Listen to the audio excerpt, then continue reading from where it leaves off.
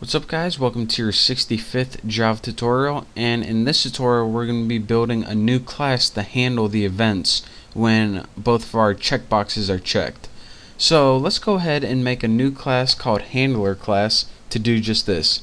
We'll go private class, name it handler class, there we go, get it eventually. Implements, I gotta type slow, implements item listener. There we go. Now what this does pretty much is a class that implements item listener, and what implements mean is we get to use all the methods from item listener, but we're making a promise to item listener. Item listener says, alright, here's what would happen. If they were having a conversation, item listener would be like, alright, you want to inherit from me? Fine, you can. But promise, if you implement from me, you have to overwrite each one of my classes. So look at this. It says the type handler class must implement the inherited abstract method. So there's abstract methods in item listener that we need to overwrite pretty much. Lucky for us, there's only one method in item listener, not a very big class, and this method is called item state changed. So let's go ahead and overwrite this baby right now. So public void item state change, right, like that. Make sure you spell it right, if not you're gonna have some problems. And the parameter it takes here is the item event object. So what's going on pretty much is this. Every time you click one of these checkboxes, since we attach them to item listener, something called an item event occurs, or pretty much an event occurs.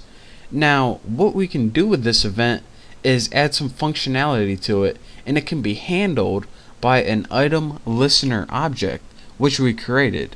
So now whenever, since this item listener is listening to this bold box, whenever an item event occurs, it's gonna run whatever's in here.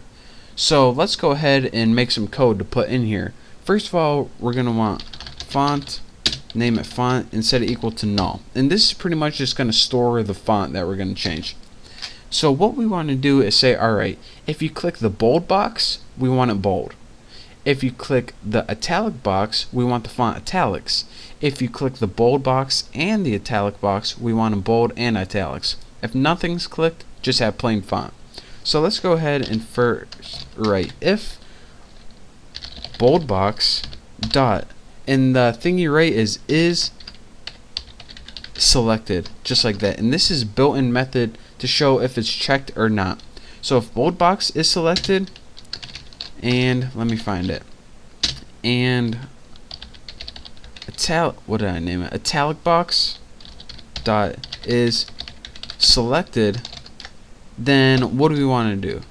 Well, let's go ahead and change that font equal to new font, and we're going to be doing a lot of copy and pasting after this. We want to change it to new font.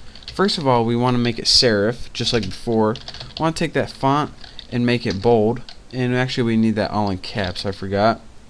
And we also want to take that font and make it italic, and then we want the size to be 14.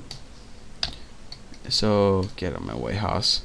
So what this means, if you press the bold box and the italic box, if both of them are checked, then we want to change the font to bold and italics. So what other options do we have here? Well, we have else if. We can also have an option that if only the bold box is selected. So let me tighten that up. So actually we can just go ahead and copy this. A little too easy. So else if only the bold box is selected, then what do we want to do? We want to take that font and set it equal to new font, and we can probably copy this. Font equals serif bold, copy. What did I copy? There we go, too easy.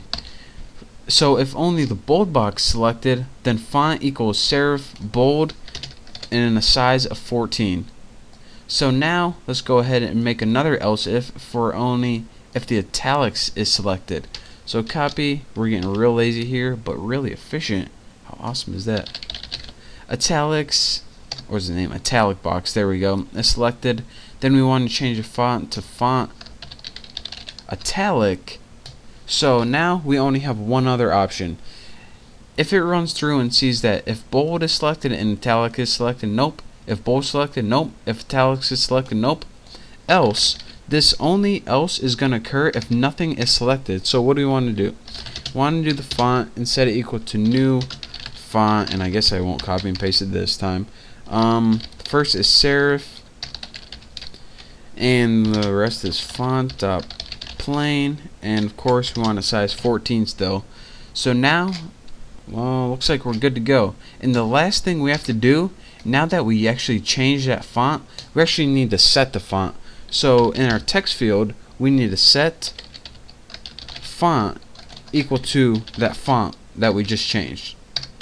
So this pretty much says, alright, depending on what you selected, I'm going to style the font a certain way, and then at the end, when it tests for all the styles, it says, alright, I'm pretty much just going to set it on the screen right now. So now I have this from the last tutorial, which you guys can see. It pretty much just makes a new window on the screen, puts a function on the window so you can actually close it, set a size for that window, and makes that window visible. So now if we run this and click OK, we go ahead and we got this thing right here, and I probably should change that size, but this is good. Now you see when you click bold, the sentence bolds.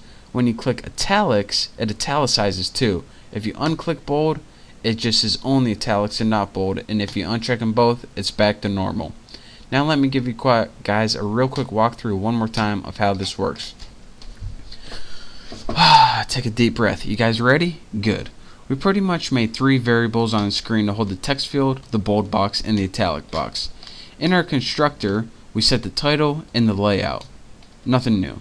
We pretty much added the text field, bold box, and italic box to the screen. And then we created a handler class to handle these events. Now again, anytime you click one of these boxes, something called an item event occurs. Now this can be handled by something called an item listener object. So that's why we needed to link this object to this class.